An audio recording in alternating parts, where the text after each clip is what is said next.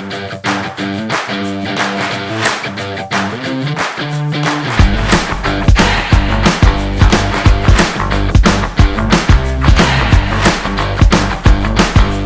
today's game, the number one thing that I'd be working on is continue to working on shooting. You look at Connor Bedard going into the NHL, he modeled his release against Austin Matthews, right-hand shot, left-handed shot. The whole thing is the shooting element. Now, connecting that to the goal-scoring part of things, what I would be working on as a young player, junior player, working to progress up in levels, is shooting 12-13. It is a technique where you're shooting just over the goalie's pads inside the post. Goalie's pads are 11 inches wide. So as a shooter, you want to be able to put the puck just over the pad inside the post. We call that in the goal scoring side of things 12-13. I would become a master of that shot. If you become a master of that shot, you will fill buckets full of goals. When I'm working, and I'm not going to say that other people wouldn't argue this, is that I work with velocity first. I look at a player like Ovechkin. I believe Ovechkin shoots the puck as if he's going to shoot it right through the net, and then start working on being able to take that shot and working on the accuracy and the control, but never taking anything off the shot just to make it hit a spot. I'm a big proponent of you've got to be willing to give to get. And when I look at building programs, the number one part would be building the community first, and the program will fall underneath that. As a community member, getting out in the community, doing things, and I've seen that a lot with a lot of young players, you know, whether it's just going out to the rink or playing ball hockey with a kid or anything, just get involved as much as you can. All of that is going to come back, and it's the whole I'm going to give in order to get. And just a quick story about that, I remember working with an NHL player when he was in the NHL, it was Fernando Pizzani.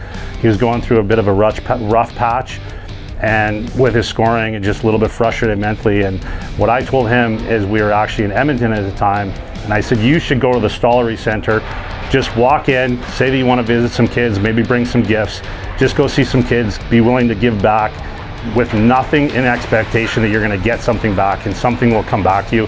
It's just the law. And so if you're willing to give, you will get back. Connor McDavid is a legacy player. So when you start looking at players that have played the game that would be like Gretzky, Lemieux, you know, it just goes on down the line.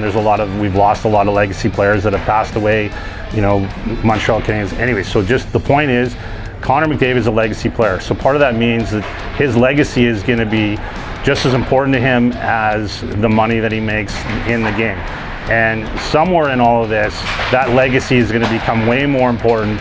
And if he doesn't feel that his legacy can be built in Edmonton and that he's going to win a Stanley Cup somewhere else, I believe that he will look at other opportunities. Now, I do know, just because of the hockey circles that I travel in, the Edmonton Oilers are doing whatever they have to do in order to keep Connor McDavid. They went out and hired Jeff Jackson, which a lot of people don't know, that's actually was Connor McDavid's agent. And they're going to do anything on the business side to make sure that they keep Connor McDavid. Now, things that Connor McDavid might look at doing, and maybe Draisaitl, things they want to improve their team, do they have to take salary cuts in order to get better players, better goalie, better defense, better whatever, to make that team better? At the end of the day, it's going to come down to what does Connor McDavid feel for his legacy is for him, and that's what he's going to make the choice around. It's not going to necessarily just be in where he's going to play. The truth is, one of the craziest stories that I have as a coach is when I was coaching, a parent came up to me before the game and handed me 2 hockey sticks and said, hey, can you give these to Johnny? And I was walking to the dressing room and I looked at the price tag and the sticks, and this was like 10 years ago, were $250 each, and I was like, holy crap, this parent just dropped $500 so that their kid could play hockey tonight. And it blew my mind. Now you start looking at skates, sticks, everything, it's astronomical where things are going. If you really want to get into the details in terms of performance, I would be investing money in my skates and in my sticks. For performance, then there's the whole injury prevention. A lot of attention's going right now with neck guards.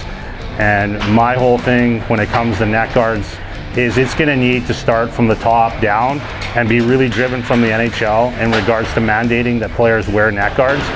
You know, we just lost a player in the game, in an actual game. you know, it's not something that you hear of a lot. I've actually witnessed and been in a junior hockey game when I was playing with a guy by the name of Larry Ray. In the game, skate came up, hit him. If it didn't hit his jawline, it would have actually cut probably, I don't know exactly the situation with Adam, but that kid, he could have died that night.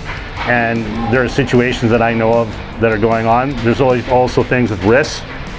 I was involved with a situation where in a practice where a skate came up, slit a guy's wrist, blood was shooting everywhere, grabbed the guy's wrist, and I wasn't taking my hand off until the ambulance came. Here's the reality though, this is a dangerous game. We got razor blades on our feet, we got weapons in our hands, we're in an enclosed surface, stuff's gonna happen. And we can do things that to negate injury, but at the end of the day, the reality is stuff's gonna happen, and we just gotta be able to work through it and take our licks.